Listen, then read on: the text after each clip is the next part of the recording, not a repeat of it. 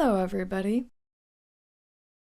Hi guys, welcome back to my YouTube channel. If you are new here, hello, my name is Carly Gifford, and on Mondays, Wednesdays, and Fridays, I post sit-down videos talking about essentially whatever I want. Lately though, it's been a lot of TikTok drama, celebrity scandal, influencer beef, stuff of that nature, things that don't tend to affect our day-to-day lives, which make it so much fun to talk about. Now, in the beginning of every video that I make, I tell you which lip balm I'm using and what I'm drinking. Well, I just finished my hot coffee for the morning, but I am using my Tower 28 SOS Lip Softy Balm. I really like this stuff. The only thing I have an issue with is the applicator I've mentioned before, but other than that, the formula is really great. I really don't have anything else that I need to preface this video with, so I think we'll just jump right into today's video. So today we are talking about Lindsey from Ned's Declassified Guide to Survival TV show. It ran from, I think, 2003 to 2005. It was kind of a filler show in between other more popular shows like Wizards of Waverly Place, stuff like that. Honestly, I never really watched it. I didn't really care for it. And also, we only got like DirecTV in 2009, so that was kind of already done with by the time I was watching TV. So it was just, I just missed it. But a lot of people online are talking about how, yeah, it was just kind of a filler show for Disney. But the cast of Neds has a podcast. Now, a lot of people really were excited about their podcast in the beginning, but then it soon just kind of turned into them talking about their sexual exploits on the set and growing up on that set and dating each other and sleeping with each other. You guys go all the way. Did you knock it out of the park at any point? No comment. No comment? No comment? I kind of want to know. They want to know, but no comment. Dude, I ran through every Ned's cast member before I landed on Devin. Damn. Remember that? The chosen one. You take that one of two ways. I just remember, no matter what the activity was, how sweaty everybody would come back from lunch. Oh, Sweating. yeah. Every lunch, us kids would eat in 12 seconds so that we could play for that half hour until we started dating, and then they had to fix our mouths after. Bang, bang. Bang, bang.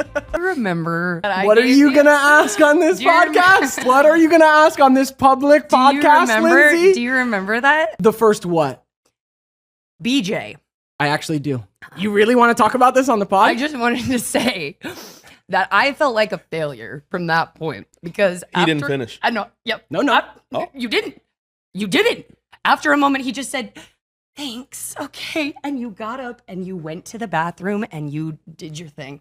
No. I don't remember that 100%. at all. Which one do you remember? The one on the couch? No, I remember the one in the backseat of your car. See, we can't talk about this on the pod. Oh, Dude, yeah, I can't we got believe- busy. We got busy in quite a few places. I don't want to say. Maybe. I can't believe. So people just felt really weird about it because they were talking about a kids show and all of the very adult grown-up things that they were doing on the set of this kids show. So that kind of left a bad taste in people's mouths. And then when the Quiet on Set documentary came out and Drake Bell's episode 3, I think it was, aired talking about his SA came out, well, Ned's cast was on I think it was an Instagram or TikTok live, and someone asked them about it, and it wasn't good. Daniel, we told you never to speak about that. Get back in your hole, Daniel, and give me your holes. Sorry, we shouldn't joke about this. We really shouldn't. This is awful. Why are we doing this? Because this is about us. Listen, our set was not like that. And no, it's fucking awful. The Drake Bell shit is that's crazy to hear. That is fucked, man. And that never came out, which is really wild. Oh, so y'all were in on it. Oh, God. Damn. Wow. I'm not talking about this anymore. Not talking about this anymore. No. Guys, we can't joke like this. Jesus. Guys, we're sometimes humor helps us move through things, you know? 100%. And then they ended up having to post a apology, which a lot of people really just kind of were like, nah, you guys knew what happened. Like, there was no need for that. I don't know. Not a lot of people really felt like the apology was heartfelt or like they really meant it, which is really too bad. Haven't seen what's going on. We were on a TikTok live being asked to comment on the Quiet on Set documentary, which we hadn't seen. And super shit joke came out that was referenced at Daniel and looked like I was talking about Drake, and it all overlaps. And we fucked up. I get it. We hadn't seen the doc, and everyone was asking us for our opinions on it. On the TikTok. Yeah. And I get it. Now having seen the documentary, it's so disturbing. I get they were asking. And we had no clue of the magnitude of what they were discussing. We're also multitasking. I'm sitting there editing the sound. I thought we had lost all of the footage. Now we've watched it and I get it. If I had just watched especially that third episode and then watched us joking like that, You would be upset. I would be like, are they sociopaths? Is something wrong with them? So with that, get it clear. You guys were not speaking on that. You weren't talking about. No, we hadn't watched. I didn't know wasn't sitting with the details at all. Like, I know what the joke sounds like, but I was talking to Daniel. You were in a way talking that we fucking do to me while I was working. People are like, Daniel, you're off camera. What was going on? I'm sitting there at the desk working on audio, super multitasking. Yeah. And that statement was directed to me in the extreme way that we disparage each other. Yeah. My constituents were just completely upset, and they want it clear that we were not referring to that. No, but we fucked up. Yeah, absolutely. I get what it looks like. I get it. It's overlapping each other in the fucking worst way. So horrible timing. We can get it. Evan went live on the show, Werkheiser. He had gone on TikTok with Lee and Shaw and ad-libbed a joke saying, "Give me your holes," right? Talking about Drake Bell and some of the producers that take advantage of them, And Drake Bell went on Twitter and said, "Ned Declassified. This is wild. Laugh it up, guys. Laugh it up. Give me your holes, really? Yeah." Uncalled for. They then tried to apologize, and it was a half-ass apology, in my opinion. It said, "I hate that we were irresponsible. I hate that this happened. I hate that we compounded any trauma around the situation that means so much of you stuff. I'm sorry." Bullcrap. Did I put out an effing apology immediately? I felt like a piece of shit, because you are. I know it looks like I'm laughing at this, and I fucking wasn't. But I know what it looks like. I just felt so fucking awful knowing Drake saw it in that context. Yeah, because you hadn't watched the show and you wanted to try and use the situation for clout. But now Lindsey has been on TikTok talking once again about a Neds Declassified reboot.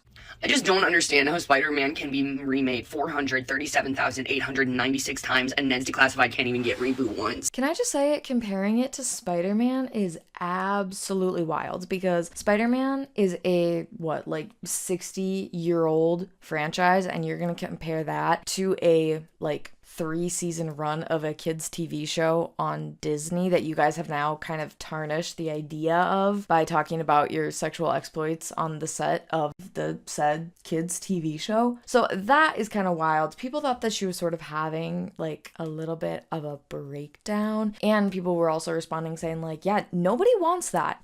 Zoe 101 had a reboot because it ended on a cliffhanger, so we got the Zoe 102 movie, I think. Never watched it, and I actually loved Zoe 101. That didn't quite pan out, but the only reason Zoe 101 got a reboot, I think, was because the show ended on a cliffhanger, and then Jamie Lynn got pregnant, so then it just never came back, and a lot of people really wanted to see what happened next. And then iCarly had a reboot. That didn't last. We're seeing the Wizards of Waverly Place reboot. Not really sure how that's going to do.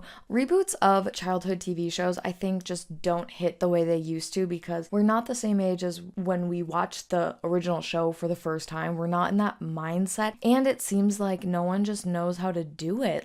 Do you try to cater to the audience that watched the show originally, or do you try to get the next younger audience into the show? And also, how do you sort of handle the characters that we watched growing up? Have they grown? Have they changed? Did they kind of stay the same? Is there still an essence of the character that they were back when we watched it the first time? It just seems like there isn't a winning formula for reboot kids TV shows. And honestly, yeah, no one wants a Ned's Declassified reboot anyways, so I don't know. Now, if I had to guess why there wasn't a reboot of your mediocre show from the late 2000s, I would guess that it's probably your guys' history right now. This is the real reason why they're never going to get a reboot for Ned's Declassified, and part of it is because they're too selfish, and the other part of it is because it's just too old of a show. It doesn't make sense for a reboot. No one asked, but you're getting my opinion on the Neds Declassified School Survive Guide reboot thing. No, they should not get it. Because they're irrelevant now. We already have a grown-up version of Neds Declassified School Survive Guide. It's called Community. This video's for the Neds Declassified gang. So Ned, Mose, Cookie, this video's for you. Used to be a big fan of the show, so I will say this with a heavy heart. Nobody's giving y'all that damn reboot. Your show was good, but it was not that good. All right, so if I'm understanding correctly, Lindsey Shaw is having like a breakdown because she doesn't understand why nobody wants to do a Ned's reboot. And I can pretty much tell you why. You guys completely mishandled the podcast. And also, there's this one really, really cringy clip of Lindsey that I have to throw in because I can't stand it. Like, I've watched it so many times, and it's so difficult to watch, actually. And it was like, that's not friends, and then it got a little weird. And But you weren't as mature yet. Balls hadn't dropped just yet. I don't know. Red in the face. No, I don't remember Red in how the that. face, I good just in the foot. remember that situation of like, oh, this guy clearly this is crossing boundaries. Clearly this guy doesn't care. Really, that you have a even when you were boyfriend. a little 15-year-old prepubescent brain, you knew? Yeah, You knew it what was going obvious. down? It was obvious You with did? him. You Yep. did? Wow. Tough. And then eventually you were like, oh, that's not my friend anymore because he made a move on me, and I was like, yep. That's tough. And were you jealous like I wanted you to be? Yeah, on that one, yeah. Gotcha. On that one, Gotcha. yes. Good. Yeah. Good. I was probably doing the wrong thing to make you jealous too. Probably. You know what I'm saying? him going back to Georgia without me. Yeah. Where I'll is show he? you. Yeah. I want your attention. It was. Yeah, it was the. So yeah, that's essentially what's going on with the Neds Declassified cast and Lindsey and sort of the drama that they're all wrapped up in now once again. So yeah, that's pretty much it though. But please be sure to leave a comment down below telling me how you feel about this whole situation. Were you a fan of Neds Declassified TV show back in the day? Have you listened to their podcast? Do you like their podcast? What are your thoughts and feelings? But that is it for me today. Thank you guys so much for watching, and I'll be back in 2 days with another YouTube video. Bye, guys.